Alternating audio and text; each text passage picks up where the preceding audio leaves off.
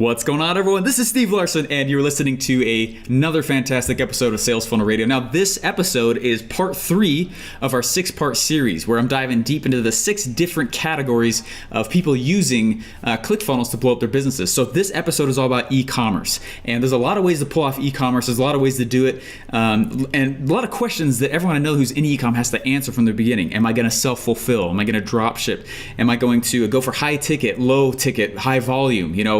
What am I going to brand it, or is it just going to be a straight sale and one-off? Is there going to be community behind it, or am I going to be the brand behind it? There's a lot of things involved with e-commerce, much like any business, but I think you'll really enjoy what my guest today has to offer. So I would take notes, see how he's doing it. He's got a great community behind him called Ecomm Underground.com, and he's got a cool little offer for you guys too at the end, which I think you'll enjoy. That's anyway, massive value, super free. It's free for you. So anyway, I think you guys enjoy it. Let's jump into this episode. And we got 3 others coming up deep into the industries that I know out of one of these 6 applies directly to your business. So I hope you guys have enjoyed the series so far. Let's jump right into it. Welcome to Sales Funnel Radio, where you'll learn marketing strategies to grow your online business using today's best internet sales funnels. And now, here's your host, Steve Larsen.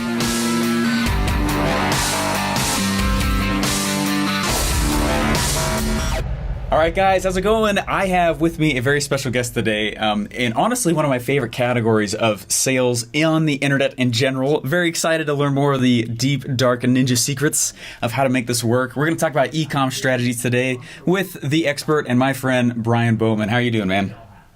I'm doing amazing. How are you doing, Steve? I'm doing awesome, living the dream. Doing really good. Hey, thanks for being on the show here. Like I was saying, e-com is probably one of my favorite personal categories for income generation, whether it's someone doing it on the side or as a full-time thing. And what a lot of people probably don't realize is that when Russell went out and hired this data scientist to come through and look up through all the users of ClickFunnels and kind of try and find patterns, e-com was actually the highest revenue generating industry overall out of all of them. Info product, everything, info products, anything. So. This is, if you guys want to pay attention, get a piece of paper out, take notes. Bryan's going to drop some massive gold here, and super excited for you guys to learn more about eCom, which is a space I personally am very interested in as well. So anyways, Bryan, if you could just let us know, how did you even get into e-commerce? It's kind of a newish industry as far as, kind of the wave of the internet taking over things. Yeah, for sure, man. And first of all, just to back up what you're saying, there is something really powerful about selling physical products, and so cool. And I'm actually, this is something that I want to talk about. I'll talk about it in a little bit. But I do want to talk about how you don't have to choose one or the other. And this is really what a big part of my message is right now, because it's what we're doing in our brands, and it's what's working in my community with my students. So is that what I have found, because I'm really, really entrenched in the physical product sellers, universe or world. Yeah. And there is this mindset that it has to be one or the other. And where I'm really shaking things up is I'm telling people that we can kind of have it all. And physical products have their own power, but info products have their own power, as does a third category of product that I'm going to encourage those who really want to build a well-rounded business, and a business that's going to be sellable and kind of build an empire like that. I think they need to have as well. But we'll leave that for a minute, and I'll answer your question, or I'll answer the first part of this, which kind of like my backstory. I've been involved in selling, I guess, products online or physical products for a long time. For me, it was really a hobby. Literally all the way back to college, I was buying, it was crazy. I would buy books, and I still to this day, I'm understanding why this worked, but it's still a little confusing to me. I would buy books on eBay. Yeah. And then turn around and sell them on Amazon. The quickest arbitrage ever. Straight up arbitrage. That's awesome. That is available to everyone. Everyone can go on eBay. But, I'm kind of joking, not understanding why. Sure. It's because of the confidence Amazon has. People trust Amazon so much. So some people feel like a little sketchy about eBay. Maybe they don't want to buy from there.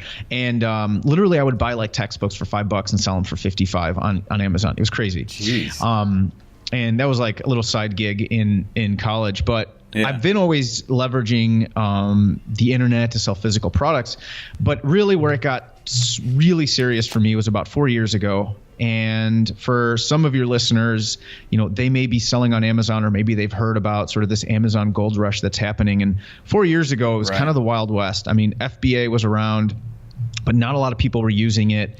And that's where I started. And basically, FBA is where you can send in all your products to Amazon. They fulfill the orders, and you just kind of, you create the brand and ship everything off and then list on Amazon. Now, that was awesome. Like you're leveraging Amazon's traffic, which is very cool. And at the time, I needed to figure out what I was going to do, because we've talked about this a little bit. Steven is, my wife was having some health issues, and we were just trying to figure out like, what do we do? Because I needed to be home more. There's no way I could keep working my corporate job as a actuarial consultant, like traveling all over the place. So I needed to figure out a side hustle that was going to make some extra money and ultimately free me from my job. And that's really why I doubled down, and literally I would work all day long, in a cubicle, like 9 to 5, either traveling, doing actuarial stuff, come home, eat dinner. And from like 7 p.m. till 3 in the morning, I was creating listings, working with my designers in Germany. Then I was talking to manufacturers in China at 1 a.m. because they're like on the complete opposite time as us in the US. And I'd be Skyping with them, seeing the factory, seeing samples. It was crazy. And then, that's how we launched our first brand on Amazon and started leveraging that platform. And really pretty quickly, I think maybe because I had that actuarial background and like understood like the numbers, which is another huge thing, guys. For those of you listening, I don't care what you're selling in your funnels, or in whatever industry you're in, like you have to know your numbers. It's, people usually don't like to talk about like math, and they like to just shy away from it. But you need to know like basic stuff: cost per conversion, lifetime value of a customer, your cost of goods. Those metrics are they're gonna separate you from the pack, because of that very reason. No one else wants to think about those things. It's true, because then you have to think about Excel sheets, and that's hard. And you have to think about, it's kind of a I feel like a big lock gate a little bit to that industry, a little bit. Exactly. Listen, I love barriers to entry. It's why I became an actuary. I became an actuary. For those of you who don't know what it is, don't worry. If you have kids or brothers or sisters who are really good at math, tell them to go be an actuary. Like if they're not going to become professional sellers online, like internet marketers or sellers. But basically, having that background in like stats and math, it helped me with my advertising on Amazon. Ultimately, it now helps me with my Facebook advertising and, and AdWords, like understanding those numbers. So I can't stress enough how important it is. If you're not that person, find somebody who's really good with numbers. How would I find someone like that? I mean, because that seems like that is a barrier. You know what I mean? That's a personal barrier to entry. How would I find some dude to actually go out and do that kind of thing? Yeah, we could have a whole conversation about this. Sure. I use VAs. So what I do is I will set up the basic spreadsheet, and then I train them on how to download reports, upload the reports, and send me a summary, so that I just get like an executive summary every week. Okay. But they do the work that probably most of us don't. I mean, I don't really like. Well, I kind of like being in spreadsheets, but not all day. Right. And what they're good at, like, because I have SOPs in place, they can, they can download the reports that are already, the certain reports that are already set. They can upload them. They can refresh the workbooks, and basically just send me the summary that's already built into the workbook, and then I just can overlook it. I can, have a look at it, overview it, and then make any changes that need to be made. So, but there are plenty of people, Upwork, you can go to, or what is it now? Is it Elance? Is that what it's called now? Freelancer, or yeah. Like I said, I train my VAs one-on-one, so I use onlinejobs.ph. Cool. even if you want to hire someone domestically, like in the US, look at community colleges, like see if there's some math students that, or someone who's in a business program, someone who is technical that's looking to pick up a few extra hours. I think it's important to have that person, whether it's you or not, in the business though, because it's huge.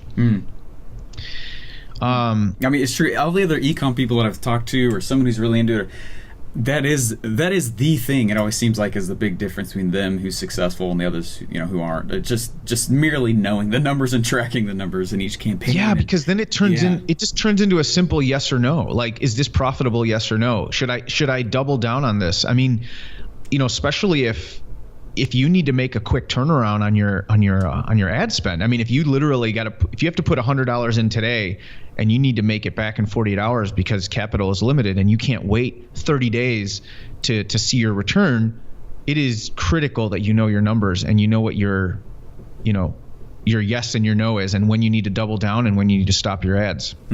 So, but kind of going back, so I think because I kind of leveraged that, we had probably quicker success probably than most, and I loved Amazon. It was awesome. Like, we were doing really well really quickly, but then my dad used to always say, no matter how thin the pancake, there's always two sides.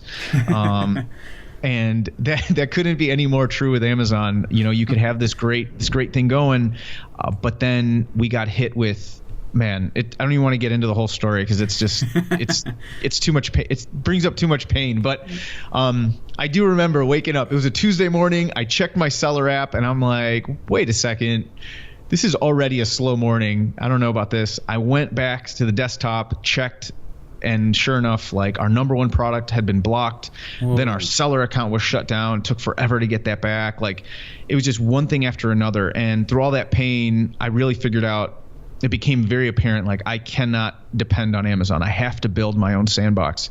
And Amazon can be a spoke in the wheel, but it cannot be the entire wheel. So that's when I really doubled down on funnels. Honestly, that's when I was looking for the best way to build funnels. How do I start? Because I had used them before, but never really to the extent that I'm using them now. And I just wanted to build that off Amazon strategy because I already had the brands in place, and I was like, all right, I need to build my sandbox. And yeah, that's how I started using ClickFunnels. And I guess it was, at the time it felt like a curse, but it ended up being the biggest blessing for us because now we've been able to really diversify our sales and really develop like a repeatable strategy. So yeah, it's good. It's all good, man. And I'm excited. I think it's interesting how this happens where, some of our most painful times end up being the things that give us the most power and give us the most, ability to make a difference and make a change. So what, you said something there that I thought was really interesting. I mean, you're basically describing the equivalent of the Amazon slap, the Google slap. Oh yeah. Oh yeah. And there's a lot of people who I've spoken with as well who say, like, just leave it on Amazon, or just all you need is Amazon. I mean, you just said the exact opposite, that you realize that you can't do that. What advantage did you gain by not just staying on Amazon? By actually going off of it? Absolutely. And there are a lot of advantages, but there's one that's the one that all your listeners and you and everyone should write down. It's 2x versus 11x. That's all you need to know. Your Amazon business, if you have a purely Amazon-based business where all your revenue is coming from Amazon, you can expect on the market when you go to sell that business about a 2x return on earnings. Really? Yep. Wow. If you have a business off Amazon, Shopify, BigCommerce, ClickFunnels, which, by the way, those listening, you can run an entire e-commerce business on ClickFunnels. This is one of the biggest misconceptions. It's so true. Thank you for saying that. People, they think for some reason, I don't know why, and this is one of the things that I make sure I always educate people on in my community and inside of Ecomm Underground is, like, it's a shopping cart. Like you can put everything in there. You can run an entire e-commerce store there. And I compare it to basically a Costco versus a personal shopper. A Costco is like your Shopify store, where you're walking around, you have a big shopping cart and you can throw a bunch of stuff from the rafters into your shopping cart and check out. Right. That's like a Costco. Whereas a funnel or ClickFunnels it's like a personal shopper. When you walk in, and you go to Neiman Marcus and they're curating goods just for you. And the goods that you're going to see are different than the ones that I'm going to see.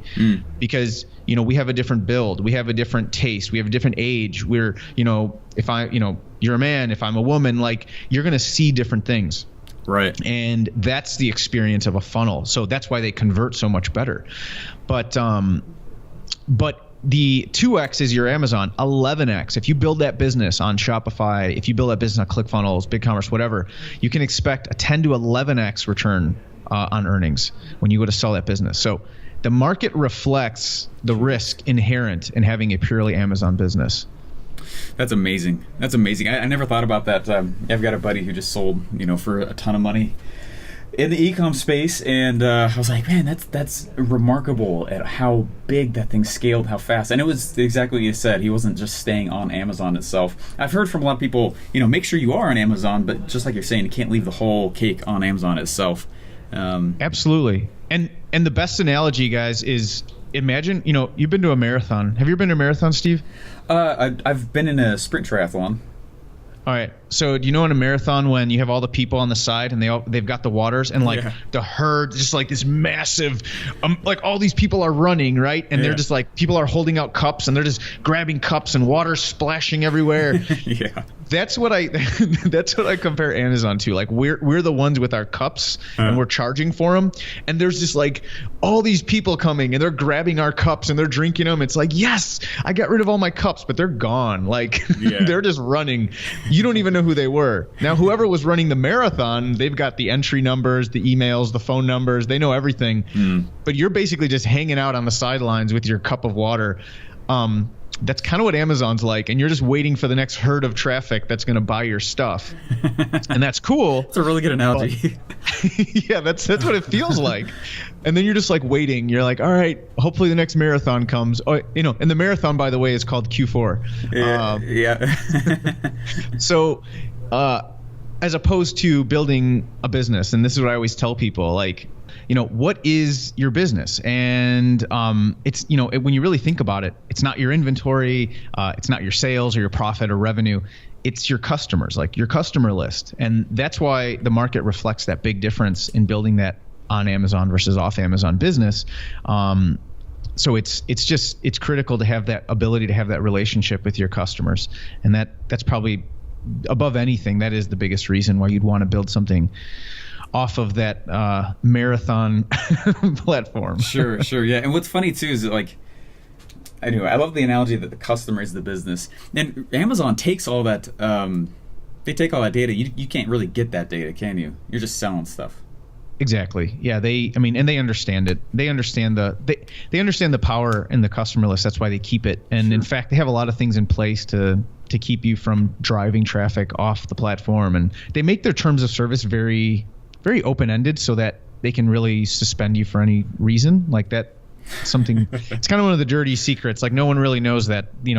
It's interesting when you first start selling on Amazon. It's like it's so exciting because a lot of people like me were just like, hey, I need to build a business, an income that replaces my day job. Sure.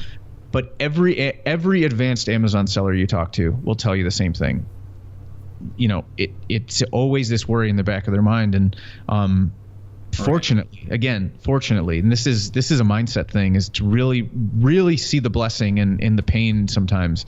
Fortunately, I went through some of this pain early on, which forced me to have to become something else and have to learn something else, which is, again, turned into like the biggest blessing for us. So, I mean, someone once told me that that for every dollar spent online, Amazon is so big that a quarter of that dollar is going to Amazon right now. Yeah, That's crazy. It's insane. And so one out of $4 spent online is spent through Amazon or like one of their companies. Yeah, I mean, that is huge, absolutely massive. Like, and so if you really think about that, I know, you think about how much money that really is.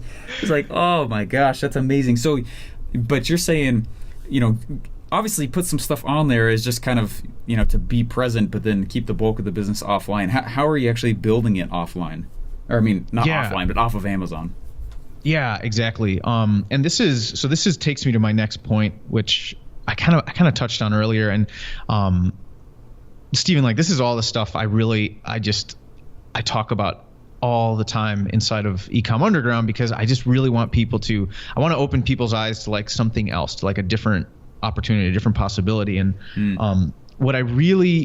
the first thing you have to do, so it's nice that, someone says, great, build off Amazon, you can do better, but how, right? Right. So the first thing is it's a mindset shift in how you're going to build your business. If you're looking to just sell, general store type stuff, or you just want to sell one-off products that are hot sellers, maybe Amazon's a good fit, or maybe some free plus shipping funnels. That's fine. But long term, we need to really build an asset. And the way I like to think of it is shifting from commodity to community. This is something I repeat over and over and over again, because as long as you're selling a widget and all widgets are the same, and the person who comes to your store sees it as another widget, you're competing on price. That's all you're competing on. Which is awful. And it's awful. It is like, it's awful. The life cycle of your product is shorter, and it's not going to last as long before someone's going to undercut you. I mean, there's plenty of people that are doing this. They're literally making pennies on the dollar, like a profit, and they're just trying to do the volume play. But I'll have you consider this. So imagine you've built up a community instead, people who've rallied behind an interest or a common shared like passion, or even an expert or a personality. So take, for example, I was talking to my sister about this. So one product that you would never want to sell right now, by the way, if you were going to go on Amazon, it's completely like saturated.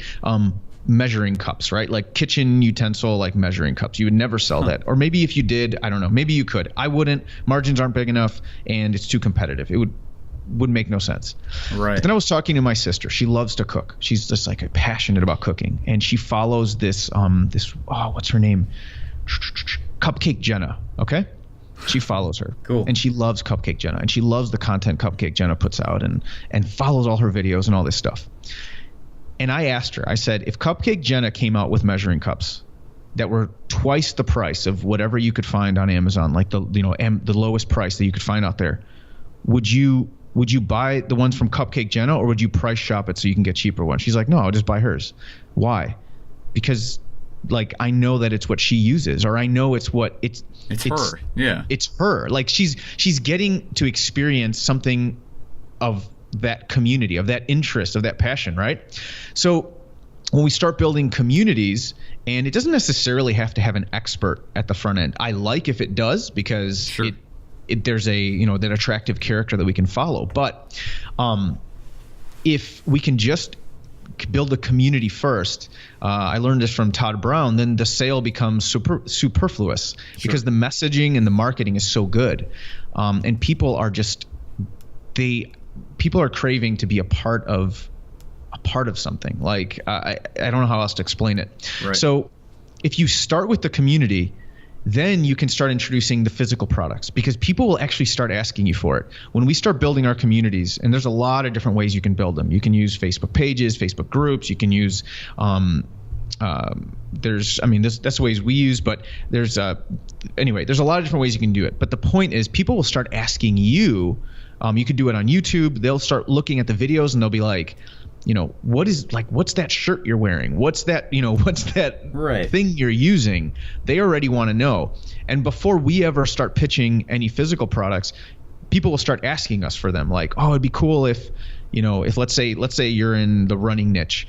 Oh, if you could come out with a patch, like I love running, or, running addict, or whatever it is. They'll start asking you first, which is awesome. That's like a very good thing. Crazy, yeah.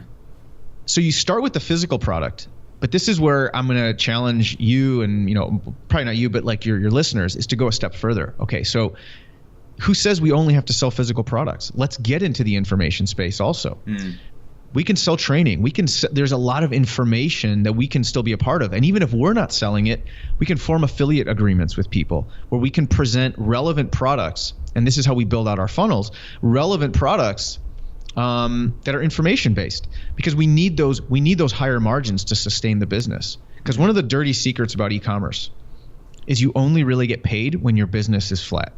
So when the business is growing, you're operating on, let's say, 30% margins. You're gonna pay for the inventory because there's cost of goods. Right. You're gonna pay for the inventory, shipping, fulfillment, all that stuff. Well, if you made $100,000 this month, you want to make $200,000 next month. Don't grow. You got to roll that money back in so you can pay for all that inventory and everything else associated with it. That's how you end up making $5 million a year in e-commerce and pay yourself $200,000 because you can't pay yourself very much. But as soon as the business goes flat and you stop growing, well, then there's cash you can pull out.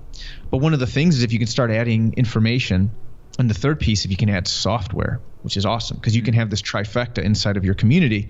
Now you can really start getting cash into the coffers and really start, getting more cash flow coming in and let the e-commerce side kind of build on its own and double down on that. That's awesome. I think it's really cool. There's been, I run the 2 Comic Club coaching program right now, and it's been a lot of fun. But that's been one of the big questions. Someone will read the book Expert Secrets from Russell Brunson, and say like, hey, this is just for webinars. No way. No, it's not. If you look at it carefully, like he's just using a webinar as an example of how to actually use the Expert Secret process.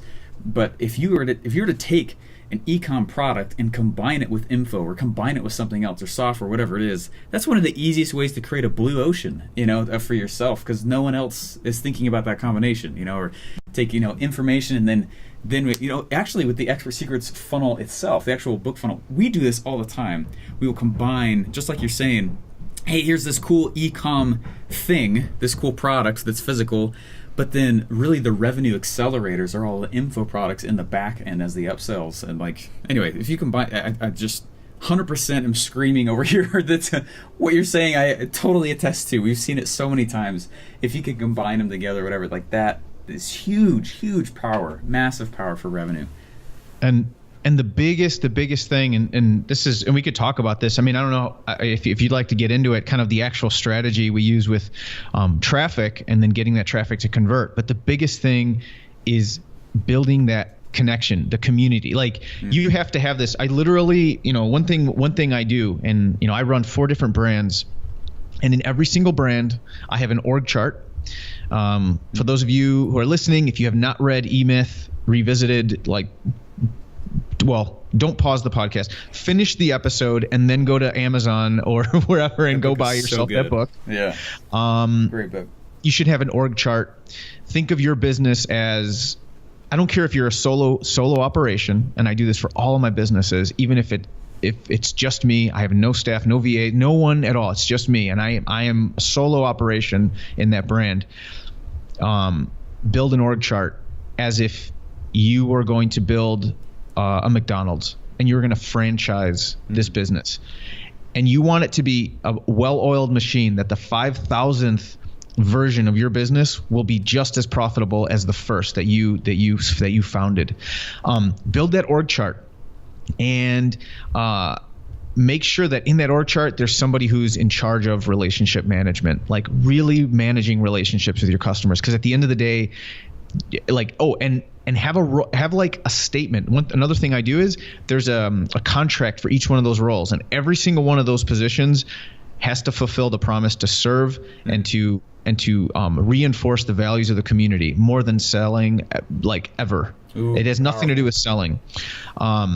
So that's why I always say it's all enveloped in community. Make sure that you are reinforcing the values of the community and why they are there, because that's your asset. Long term, it's that community, because they're going to tell you what they want and they're going to start asking for it. They're going to start asking for that physical product that they're going to rest on their desk, that info product that they're going to, after they're done using your physical product, they're going to log on and use your info product, and then the software if there's a need for it. And not every niche has it. It's funny, Russell. I'm a part of Inner Circle. It's just amazing to be coached and mentored by Russell, and he talks a lot about how satisfying like the itch in the funnel, right? Like there's the initial itch, and then once that itch is scratched, there's another. Well, I started using the phrase that different niches have different itches, and it's like some niches have more itches than others, right? Like some can't support a software, let's say, but you'd be surprised if you think creatively. A lot of different interests can, and but anyway, I'm geeking out a little bit, but the big thing is remember why you're doing it. It's the community. It's not the product. If you're thinking product, you're selling a commodity, and I don't care what you're selling, the info product, the physical product, whatever. If you're thinking about the product, it's just a commodity, and someone else is gonna beat you on price eventually. Oh man, totally love that. The power of the community too is so huge, because I mean, just like you said, they will start to tell you what it is that they want, which takes a lot of the guesswork out for you. And then they start, basically it's this huge platform for you to start crushing false beliefs.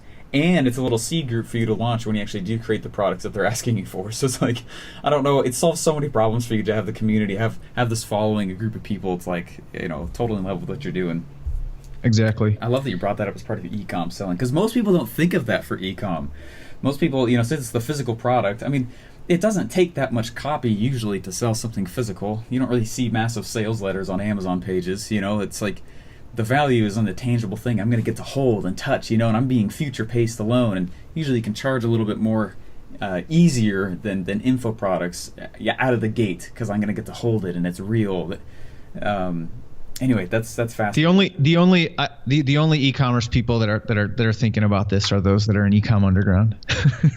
Yeah, no, I totally believe that, because I've never. No, honestly, I beat this. It's like I know sometimes I sound like a broken record to the community. I'm always talking about this. It's so important. Like, this is the one piece, is this community piece. But anyway, I love it. It's fun stuff, man. That's awesome. So as far as how to sell an ecom product, said, the funnel, don't just be on Amazon, build a community, combine it with info product or software. So how do you find the product? It's like we all have these models in our head, and we understand part of the marketing piece is like, oh yeah, I could totally do that, I could do that, but what do I do it to? What's the actual, how do you find those things? Absolutely. So again, I'm going to assume, and I love, it's so funny because I always talk about, there's principles, there's strategies, and there's tactics. And the tactics, what usually ends up happening is people don't usually share the tactics or talk about the tactics. They'll talk about the principles, which is like find your why, find the core interest. The strategy is how you're going to implement it, high level. But then the tactics, really, people don't talk about much. So we're kind of covering all these, which is actually pretty cool. So cool.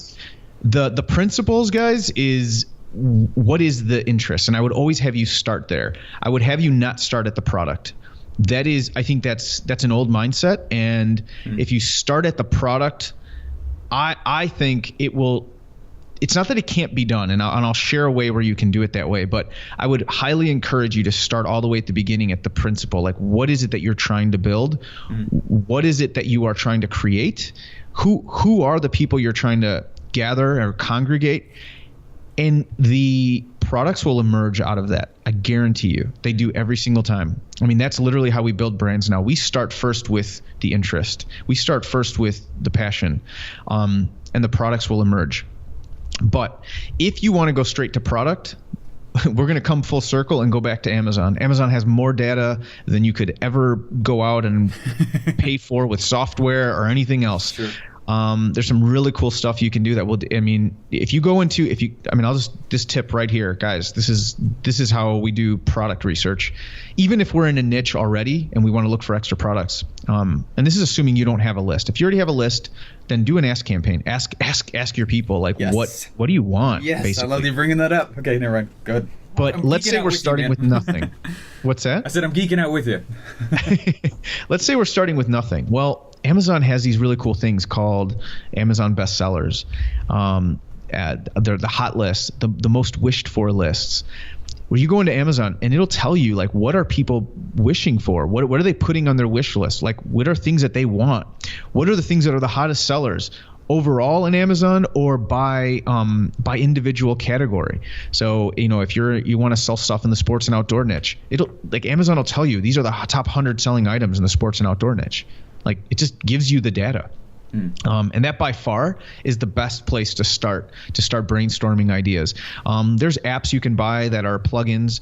None of them are really, they're not super accurate in the sense that this one says this sells 10,000 and this one sells 20,000. Like it's just a gauge to help you understand maybe approximate sales. So you understand what's a hot selling product and where maybe there's some opportunity. But, Amazon is the place to start. Like if you want to look for purely product research, I would encourage all your listeners to start checking out some of those lists in Amazon. But again, guys, like I would highly encourage you, if you want to build a long-term asset, start with the principle.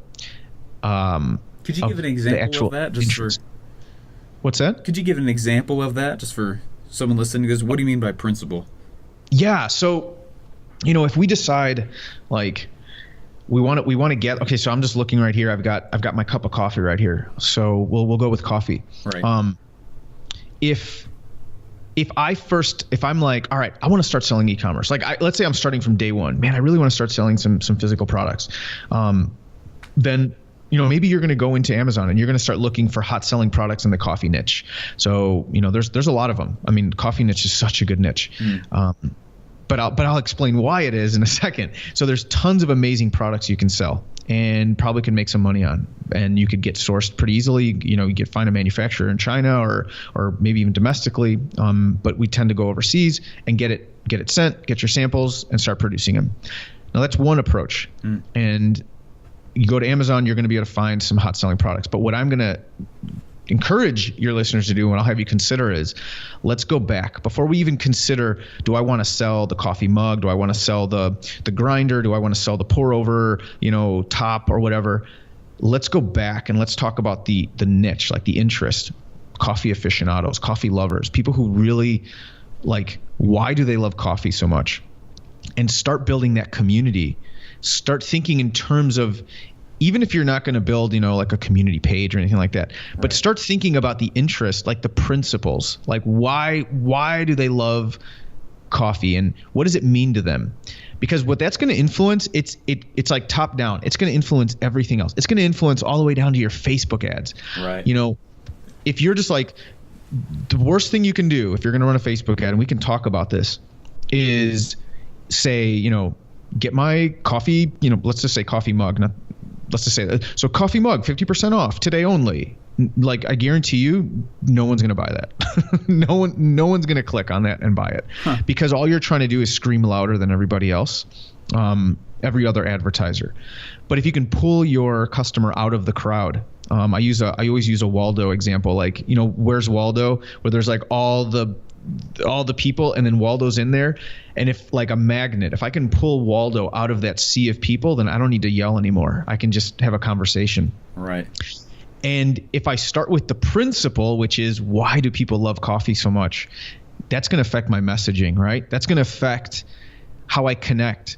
And for some people, they choose a certain coffee because they want it to be free from toxins, and they want it to be organic, and they want it to be the cleanest cup of coffee. For others, it's like a superpower where it's productive. It's the first thing they have that inspires them. No caffeine, no creativity. Right. Then that's how I'm gonna connect with them. So at the end, I'm still selling the same product, the pour over top thing. Right. But it's because I took the time to get my principles right. Then the strategy I used for my Facebook ad was influenced, and then tactically how I implemented it in my funnel was influenced as well. So I don't know if that makes sense. No, but it totally does, because like, rather than selling, you're basically selling the benefit rather than the feature, which is awesome. Yeah, I mean, there you put it. See, you're so much smarter than me, Steven. Whatever. You put it so much more elegantly. I stole that from so many marketers. There's no. Oh, that's cool though. Like, okay, so you go and meaning I've always thought of that in terms of how to sell it, but you're taking that principle like way farther, back into the actual product selection phase, which is very interesting. But you know why though, man? And this is what's gonna, like, this is my prediction. And not that this is, I'm no Nostradamus of marketing. I know the guy who is though. But what's really going to start separating people is like, it's being genuine, man. And like, you can't fake it. That's the thing. Like I try to get into niches. I don't sell Me Too products. I try to get in niches that I'm going to take a little bit of time to really understand the niche, and hopefully, typically it's going to be something I'm interested in, but even if I'm not and I see a great opportunity in the market, I'm going to get to know these people. Like I really, really, really want to be genuine and serve and create a sense of community. It just makes everything so much easier. Like I can't emphasize it enough, because you're going to be able to think their thoughts. Like you're going to be able to get into their head, and it just makes product selection and copy and offers and everything so much easier. Yeah, no, definitely with that kind of backdrop. So you go in there and you start looking at Amazon bestsellers, and you're trying to figure out how you can sell the result rather than the thing. And how do you start testing? What is it that you're doing to go through? Is this product actually good? Should I build a whole culture and community around this? Should I try? You know what I mean? What's the next step after that? Yeah. So, I mean, the first thing, I'll be honest. I believe it. I mean, it's been tested enough where our method, once I check some boxes in terms of knowing that it's there's enough interest in the niche, knowing that there's enough, doing a little bit of preliminary product research, seeing that there's some products that people buy, again, going to Amazon, seeing what kind of stuff they buy, researching the niche a little bit, seeing the competitiveness of it. Like I'll double down and just start building up our communities. But I think initially, whenever you're going to sell any physical products, always do small test orders. So more and more, because there's been so many more of these, private label sellers or people starting their own brands and going to manufacturers in China. So if you're using Alibaba or AliExpress or whatever you're using, or, global sources, there's a lot of different ways you can go to get product.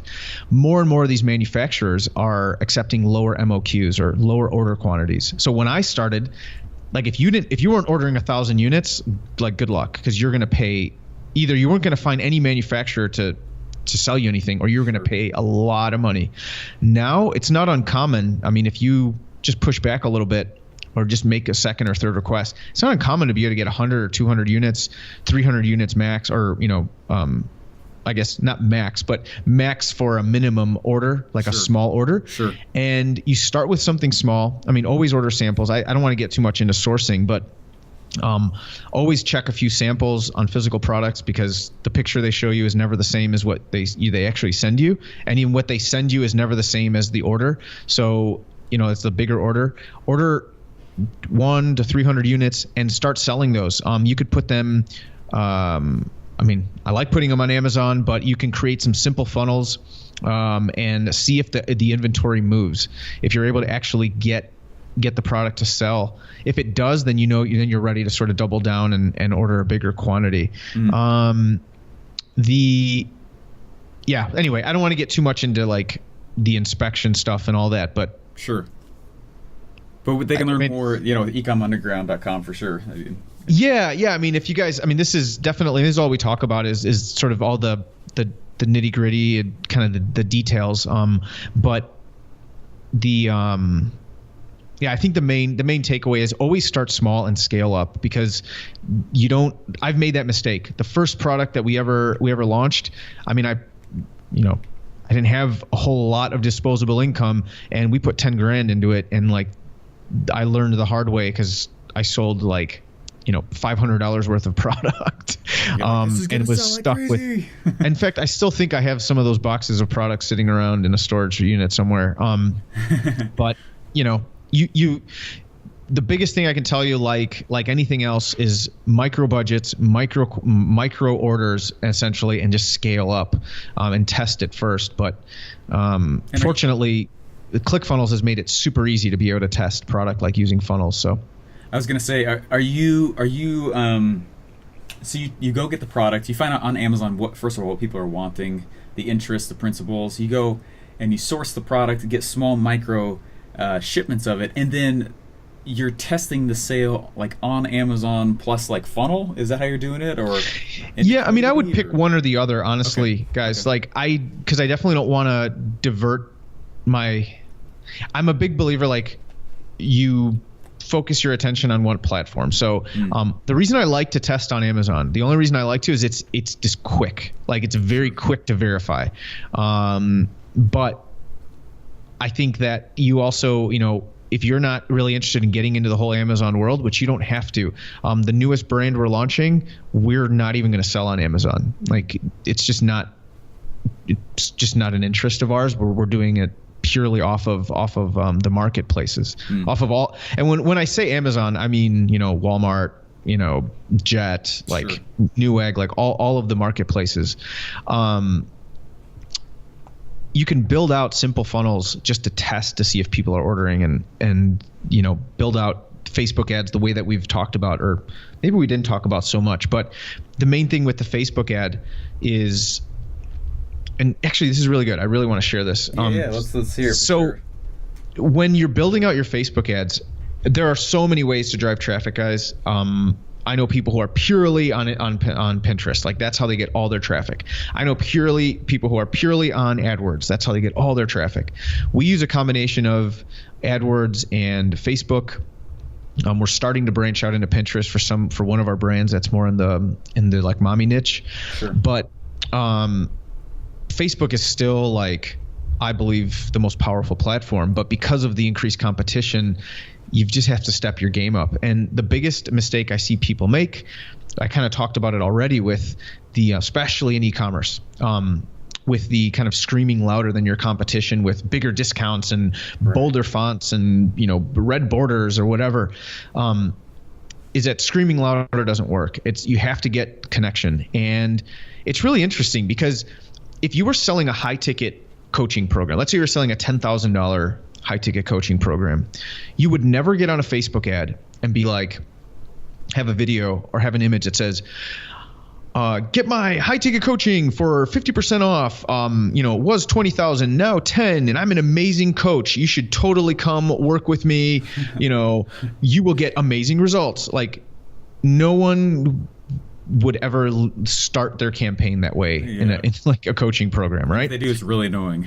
Yeah, if they do, it's really annoying. And if you see those ads, just mark them as spam or just report them, because they don't work. Yet that's what most e-commerce sellers do, right? We're like, buy now, buy now, buy now, buy now, buy now. 90% off, 95% off. I'll give you $5 if you buy it. Like, it's like, let's just push the offer. Sure. But what would you do if you're a high ticket coach? Like, what would your ad look like if you were trying to sell a $10,000 coaching program, Steven? What, like, your initial ad to cold traffic? What would you?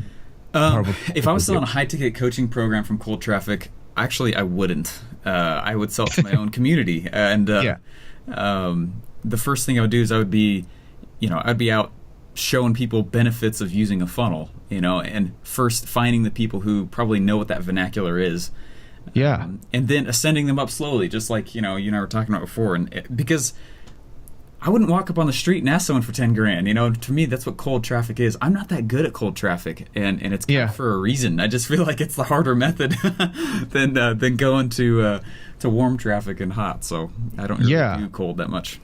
And like you said, first thing you do is you'd start like serving, and you'd start probably connecting with them. Yeah.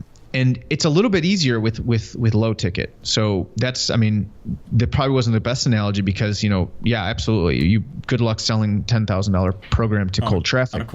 Yeah. But let's say it's a $30 offer. Let's say it's a $10 offer. I don't care what it is. There is an independence and like an interdependence between your ads and your landing page. There's an independence because you're not trying to sell with the ad. All you're trying to do is get people to click to find out more. It's kind of like a headline. The headline has one purpose, right? To get people to read the next line. Right. And the headline is not there to like sell them necessarily. But like your ad is definitely not there to sell them. It's to get them to just click to get to the landing page. However, there's an interdependence between the ad and the landing page because that pre-frames them and sets the stage for whether or not they're going to accept your message on that landing page. And not all clicks are created equally. So when I understood this was like the biggest breakthrough for me in my ads was there's this independence, but this interdependence. And, when in my ad, I just want them to click. So that's where I'm going to try to build that connection. That's where, I use a lot of story. I use a lot of powerful imagery. I use enough, who is it? Is it Oren Klaff and Pitch Anything? He talks about like the 3 different parts of the brain. Oh, man, such a good book. It's awesome. I could just ramble off books right now. They're so good. Me too. They're so good though.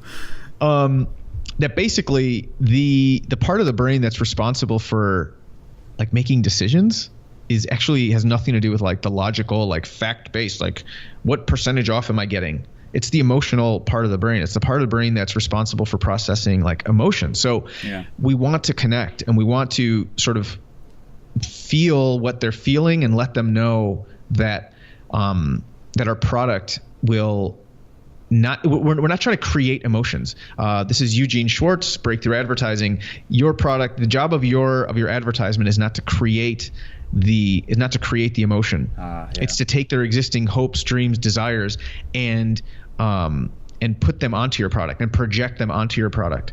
So then we do that by connecting with the ad. We need to have more of a connection. So and it's a little bit hard to. I know this all sounds very like theoretical, but it's so true though. Yeah. It's not that difficult if you actually care and you actually take the time to think about what pains, what fears, what hopes, what dreams your prospect has. And the only job of the ad, and it's not overly like, sentimental or anything. We're not trying to be corny either. But it's just enough to make people stop and go, okay, like maybe I am interested in this, in this pour over a coffee top thing. Maybe this really will make a special cup of coffee. Like maybe it'll make something that is worth tasting. Right. So let me go ahead and click and find out. Right. No, that's powerful. That's super, because I like that you said that it's not that you're not trying to create desire inside of a person or any kind of emotion or whatever. If they already have it, like the only job I feel like of the sale and marketing is to just plug into exactly what you just said. I forgot it was Eugene Schwartz that said that. That's cool. That's really cool. So with the ad, you're going in and you're saying, so the independence and interdependence. Independence and interdependence in the ad, but then also the way they flow together. I'm not trying to sell on the ad. I'm just trying to tap into current emotion. And then the next page, that has one role. The next page, one role. I love that. Trying to put everything on every single piece of creative. Exactly. Do you mind just real quick, I know we've been going for a little while here, but do you mind just real quick just sharing a little bit of what kind of like one of the standard kind of eCom funnel models is, and maybe we'll wrap up with that. Yeah, for sure. So we still use free plus shipping a lot. So I still love free plus shipping. Again, when people say, I see this all the time, like, free plus shipping, everyone's doing it, doesn't work. Yeah, if you're leading with on your ad, get our widget for $7 or get it for free. Yeah. Click here, click here, click here. It's just, it's a commodity. So it's, and people just don't respond as well to that ad. Last year they did, but they just don't respond as well anymore. Sure. So the I still like, though, a low ticket, tripwire or whatever you want to call it, to get them in and qualify my buyer and qualify my qualify a subscriber and qualify a buyer at the same time. And obviously getting that credit card info on the front end allows us to do one-click upsells. But the biggest thing I would give for e-commerce folks, and maybe you've heard this, maybe you haven't, is multiple quantities. And I want you to test being like a little over the top, like in the sense, like if you think nobody would ever want 5, coffee makers, exactly. You don't know how many people they have in their family who they're going to gift these things to. Like, you have to try it, and you'll be surprised how often people will take the multiple quantity option. ClickFunnels is why I love it. It makes it super easy for me to not only add multiple quantities, but with a few lines of custom code, a few easy lines, have some nice call outs, bold some things, like really call out my best value to try to entice people to consider the higher quantities. On the upsell pages, I used to do more of the same thing. We're finding that doesn't convert as well, so I am starting to switch to different complementary products, but again, in multiple quantities. Sure. And then on my down sale, we'll usually strip out the most popular item. So let's say it's a supplement product. So we lead with our free plus shipping, and then, or maybe our trial. Then on the upsell with multiple quantities, on the upsell, we might have like a pack of different products that are likely to be purchased together, like a bundle that, a stack or whatever of supplements. And then if they say no on the down sale, we would have we would strip out the most popular product that like we know people is our best seller or like is a popular product of ours, and we would strip it out of that stack. So that's one example. And then just make sure you're taking advantage of those thank you pages. That's another common thing I see with funnels in general, but definitely e-commerce funnels more than anything, is no one's taking advantage, or like few people take advantage of that thank you page. That's a great place. Again, learn from Amazon. Frequently bought together, frequently viewed. Think of yourself as a massive, this too.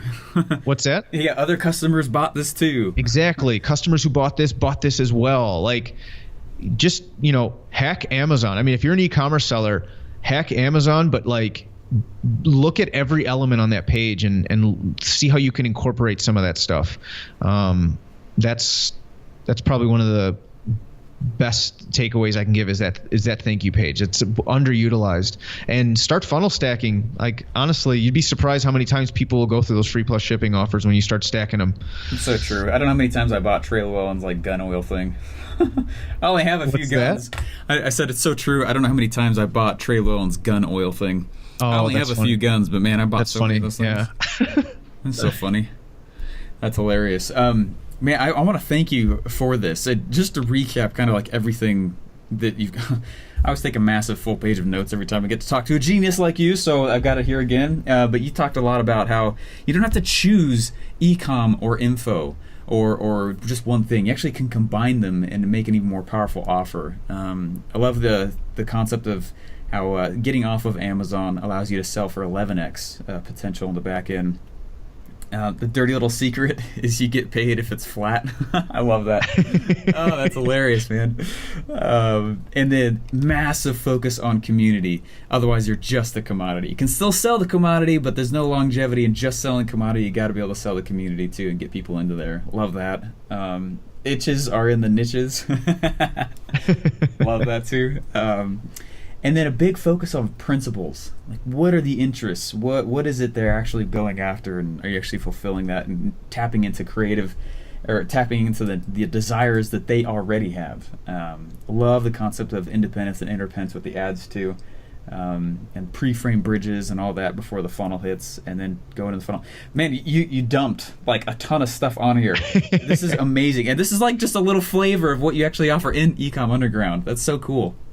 I really appreciate it. I was excited to come on, man. When you invited me, I was very excited. We've become really great friends, man. And I appreciate you. I appreciate what you're doing, and anything I can do to help serve like your audience and hopefully give back some value that they can implement some strategy, but also some very like tactical things that, you know, if they're running funnels right now, they hopefully can go tweak and start testing.